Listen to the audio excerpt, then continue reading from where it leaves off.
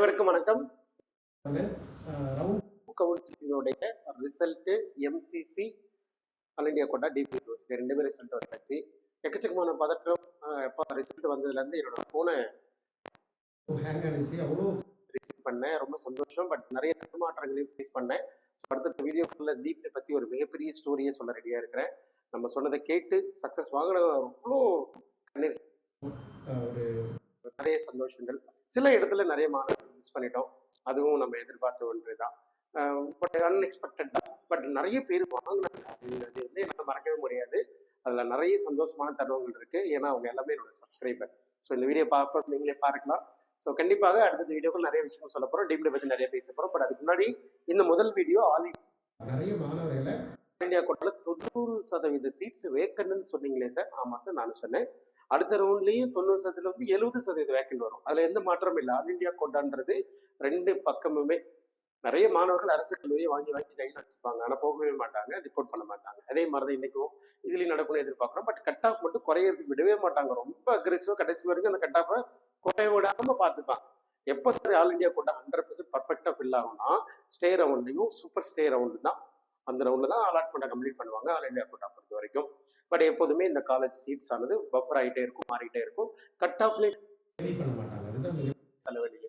இந்த cut off very பண்ண அவ்வளோ ஆசைப்படுவேன். அதே மாதிரி தமிழ்நாட்டில் இருக்கிற நிறைய அரசு பள்ளி கவர்மெண்ட் காலேஜில் இருக்கிற ஸ்டூடெண்ட்ஸு செல்ஃப் ஃபினான்சருக்குலாம் போட்டி போடுங்க, வாங்கன்னு சொல்லியிருப்போம்.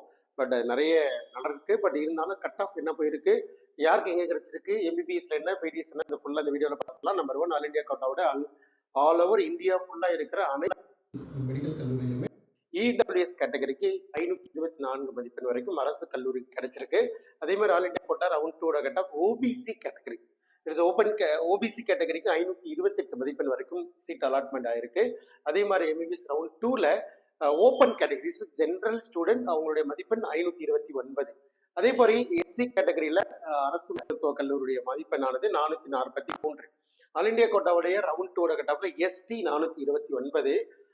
All India quota in Tamil Nadu. Sir நம்மளுடைய மாணவர்கள் இல்லை என்னோட மாணவர்கள் கண்டிப்பாக என்னோட சேனலை பார்க்குறவர் ஒரு ஹிந்திக்காரரோ ஒரு தெலுங்குக்காரோ இருப்பாரான்னு எனக்கு தெரியல.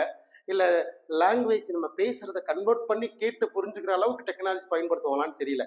ஸோ தமிழ் மாணவர்கள், நம்ம ஸ்டூடெண்ட்டுக்கு இதில் ஒரு கணக்கில் தமிழ்நாடு பாண்டிச்சேரியில் மட்டும் என்ன நடந்திருக்கு அப்படின்ற மாதிரி ஒரு கணக்கு AWS 524. அதே மாதிரி தமிழ்நாடு பாண்டிச்சேரியில் ஓபிசியில் 535. அதில் பார்த்தப்ப அதிகமாக இருக்கு, இதில் கம்மியாக இருக்கு இல்லையா?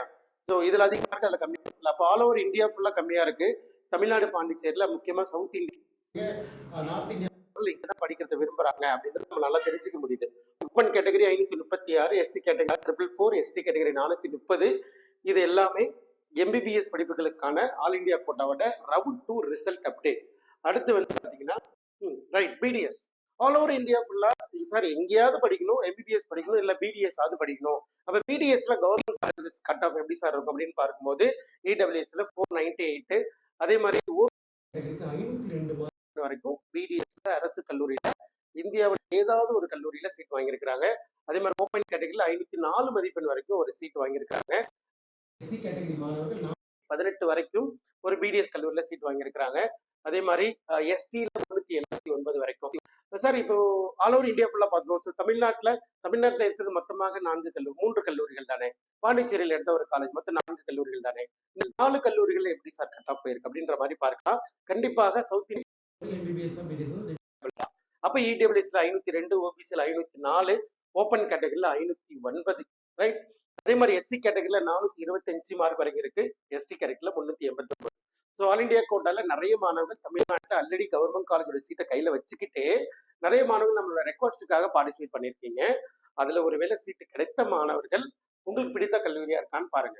இல்லை உங்களுடைய எக்ஸ்பெக்டேஷன்லாம் சாட்டிஸ்ஃபை தான் பாருங்க. அப்படி சாட்டிஸ்ஃபை பண்ணிச்சுன்னா ஒருவேளை தமிழ்நாட்டில் ஒரு கல்லூரியில நீங்க ரிப்போர்ட் பண்ணி தாராளமாக நீங்க லீவ் ஆகி இங்க இருக்கிறதுல சேரவும் முடியும். சேருவதற்கான வாய்ப்புகள் இருக்கு. சில மாணவர்கள் ஜிப்மரோ இல்ல எய்ம்ஸோட குரூப்புக்கோ ஏதாவது அலாட்மெண்ட் கிடைச்சாலும் ஜாயின் பண்ண யோசிங்க. ஸோ அடுத்து ஒரு மிடில் ரேஞ்ச் மாணவர்களும் அதே மாதிரி ஒரு லோயர் மாணவர்களும் நிறைய மாணவர்கள் யூடியூப்பை தேடிக்கிட்டே இருப்பாங்க. அவங்களுக்கு ஒரு தீனி வேணும், அவங்களுக்கு ஒரு மிகப்பெரிய தேடுதல் இருக்கு. அவங்களுக்கான எக்ஸ்பெக்டேஷன் அப்படின்னா டீம்டு யூனிவர்சிட்டி. ஸோ அது என்ன 2ல போயிருக்கு. அடுத்து என்ன நடக்கும், யாரெல்லாம் தப்பு பண்ணா, யாரெல்லாம் சரியா நம்ம சொன்னது புரிஞ்சுக்கிட்டு சீட்டை கையில வாங்கிக்கிட்டா. ஸோ நிறைய விஷயங்கள் பேச போறோம். சந்திக்கலாம். ஸோ நன்றி.